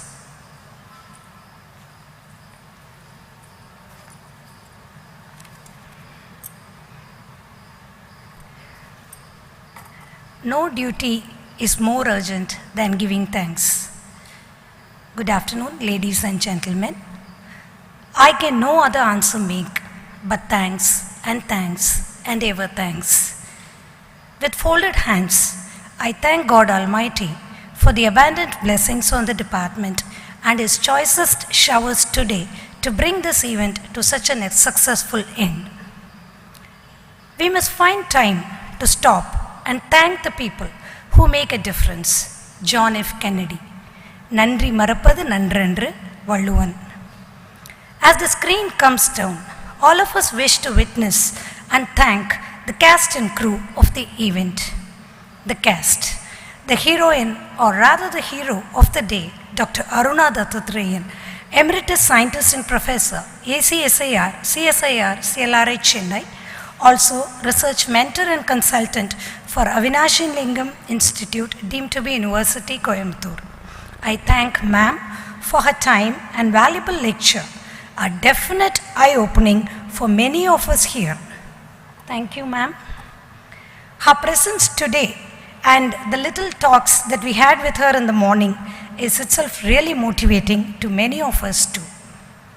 The principal, Dr. P. Wilson, an inspiring personality, thanked for permitting us to use this venue, live stream the event, and for his felicitations. Former professor and presently the president of Physics Alumni Society, Dr. N. Lakshminarayan, is fondly acknowledged for his contribution in bringing this endowment and for his presidential address today. Thank you, sir. A loads of thanks from the department to the Physics Alumni Society and especially to the contributors for this endowment. Indeed, I need to remember and thank even Professor K.M. Karunakaran. He should have been such an inspiring personality and a very good teacher here, and so that we still remember him and we have an endowment lecture in his name. A higher degree of gratitude is always there for our HOD, Dr. P. Samuel Asirvadam, for mentoring us in all arrangements and alignments. Sir worked round the clock to get this day done. Thank you, sir. Former professor and senior most alumni today, Dr. R. Balakrishnan, former professors, Dr. J.F. Rajshekaran, and former HOD, Dr. S.A.F. Lominraj, sir, Dr. Arumugam, Dr. Govind, our alumni and former HOD of Saivet College, and senior alumni members, Mr. Venkateshwaran, Mr. Mukundan, Ms. Jayalakshmi, and Mr. Sitaraman, and also other alumni members who have come here. We record our acknowledgements truly and for giving your time and space here with us. Thank you all. We often take for granted the very little things that most deserve our gratitude. Over to the crew now.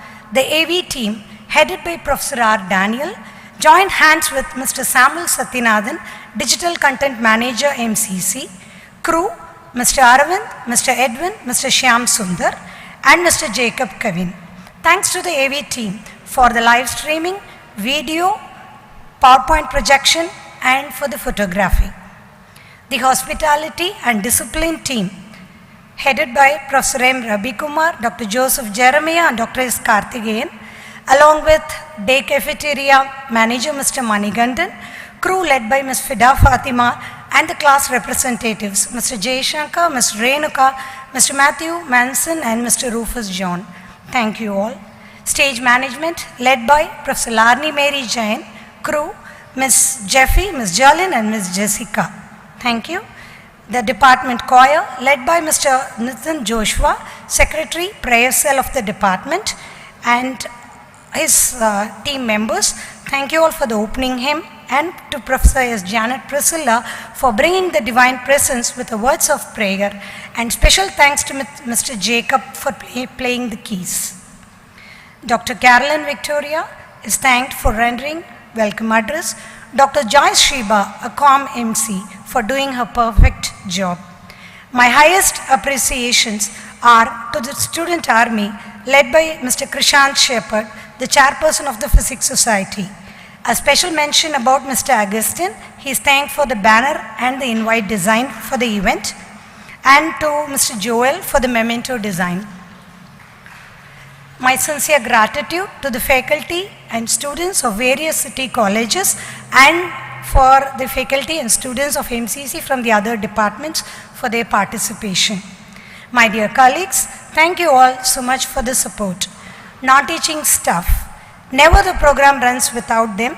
Special thanks to Mr. Bhattinathan, who is here, the person at the Anderson Hall. Thank you. And to all my student participants and to everyone, my salutations with gratitude from heart. Thank you all.